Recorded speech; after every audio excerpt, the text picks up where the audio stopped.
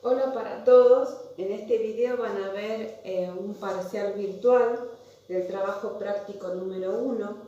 El tema sería Informática y Poder de la materia Seminario de Competencias Básicas para la Comunicación en Formación a Distancia.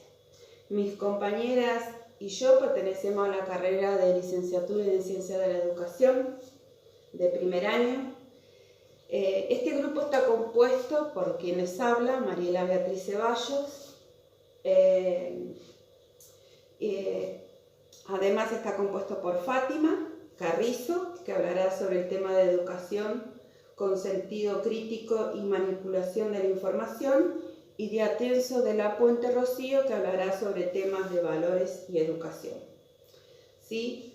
Bueno, voy a partir sobre el tema que a mí me toca, que sería la informática y poder. ¿Sí? Este tema lo desarrollé a partir del libro del doctor Eduardo Escobar y el doctor Morgan. ¿Sí? Para él es importante hablar, en el libro para él es importante hablar de la ética, porque es una ciencia, es la más importante para hablar, ¿sí? Porque está encima de todas las ciencias, ¿sí?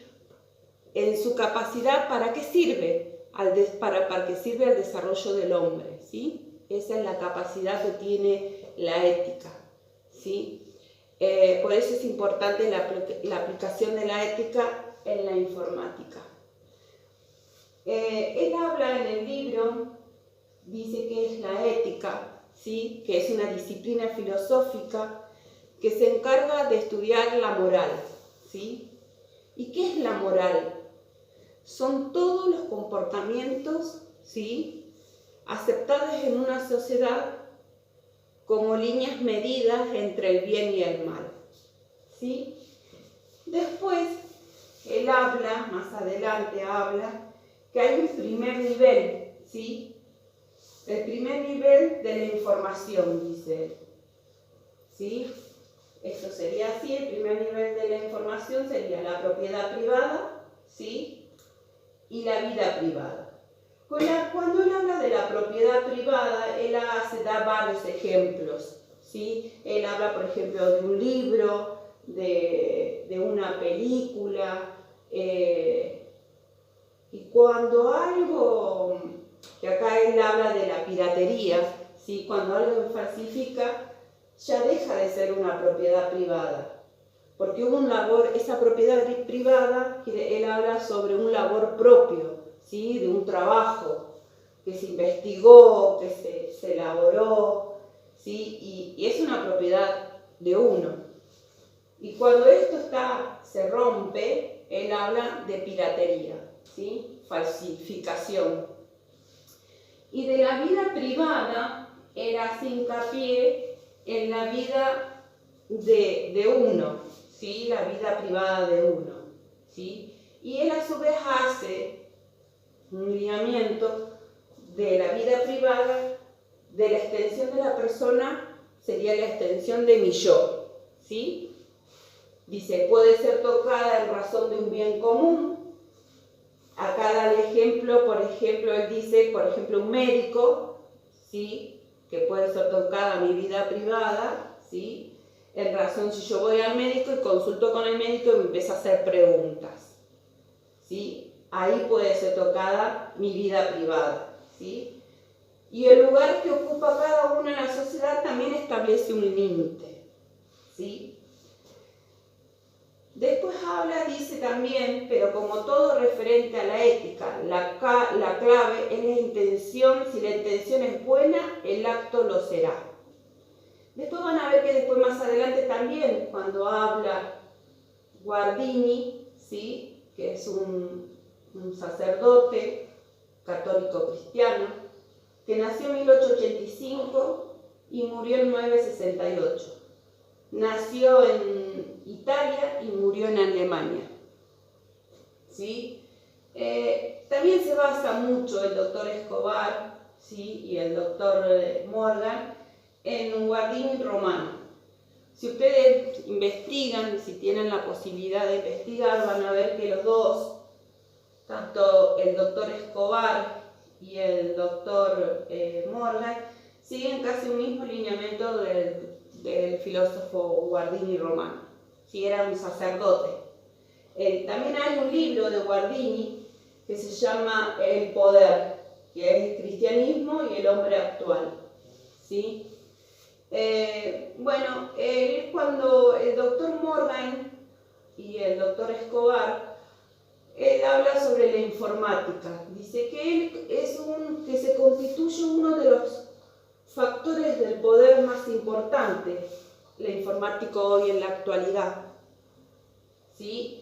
Y que a su vez ellos dicen, ambos, dicen que Guardini romano advierte que el poder significa la posibilidad de realizar cosas buenas y positivas con el peligro de producir efectos malos y destructivos, ¿sí?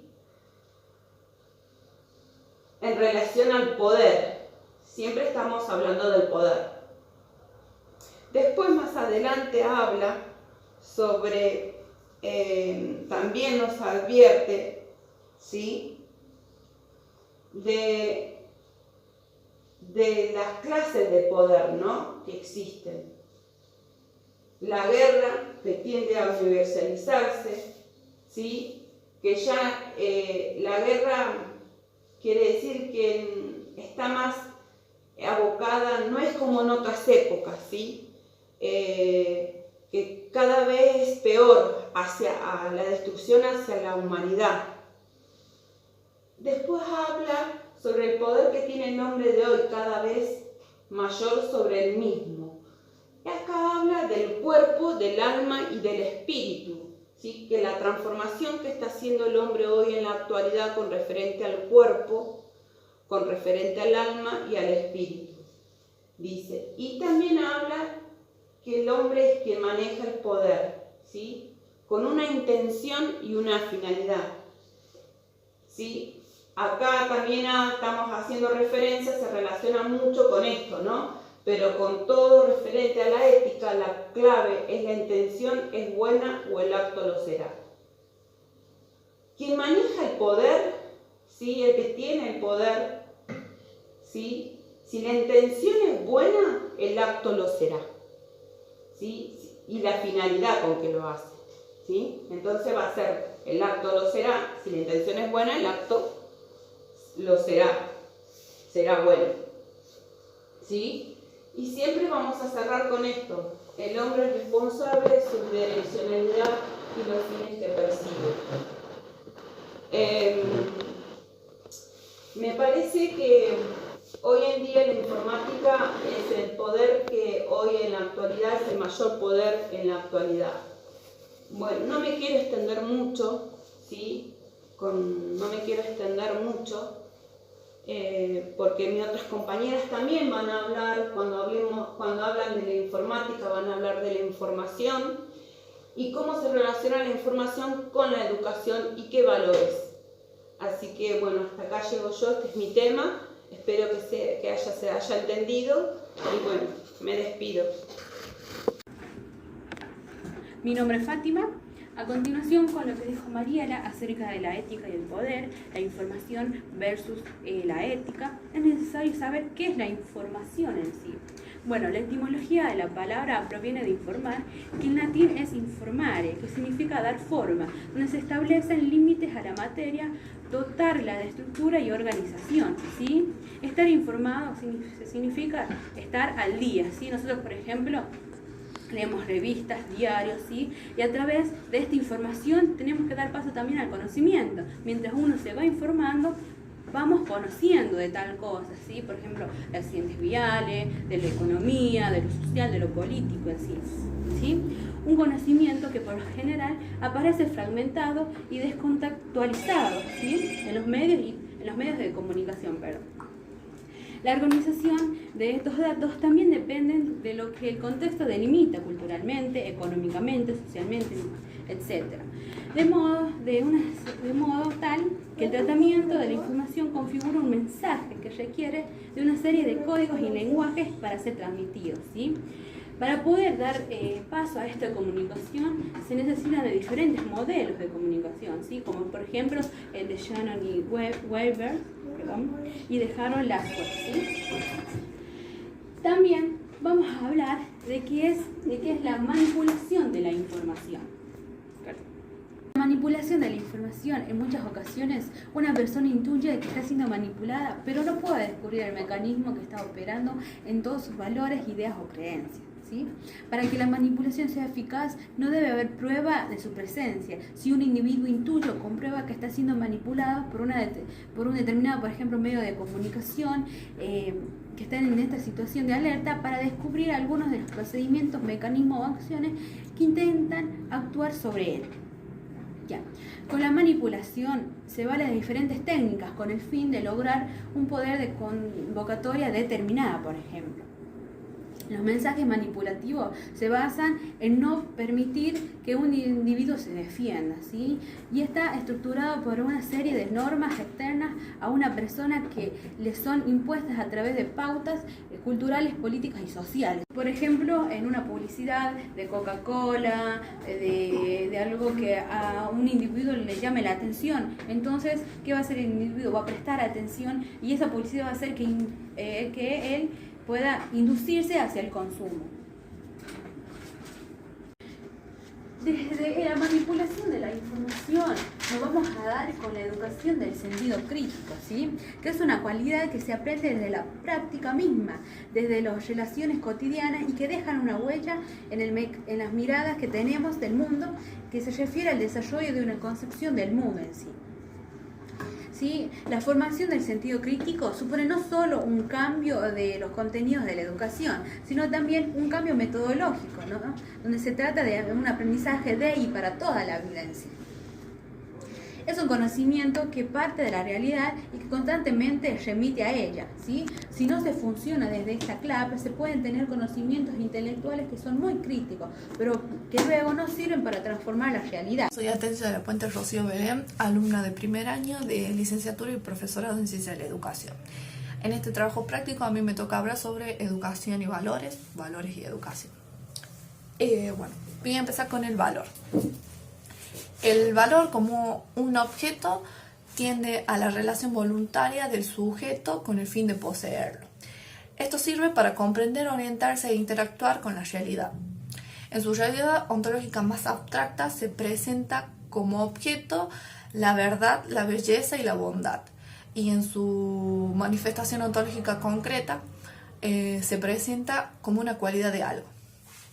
Una manera de identificar el valor es tratar de responder a la pregunta de ese objeto deseado. La clave de la formación de valores está en la libertad humana de cada persona, cada individuo. Se habla de transmisión y no de enseñanza de valores porque se comunican a través del ejemplo de la vida misma. Más que una enseñanza, se trata de una comunicación personal y existencial a través del diálogo. Esto quiere decir que nosotros mismos somos dueños de seguir ese valor o no inculcado desde pequeño, desde grande, desde adulto, etc. Ahora vamos a pasar a la educación. Los valores de la educación que definen a la educación son la sistematización, la disciplina, la corrección, el estudio, el estímulo, la enseñanza y la lectura. ¿Por qué esto? Porque la institución social permite y promueve la adquisición de habilidades y conocimientos y valores de cada uno. Esto facilita, enriquece y ayuda a interactuar en el entorno en realidad. La escuela se ocupa de la educación de valores. Es por eso que la educación en valores es un factor preventivo de la exclusión social. Esto quiere decir que gracias a los valores y a la educación nos permiten comunicarnos de una forma con el mundo exterior.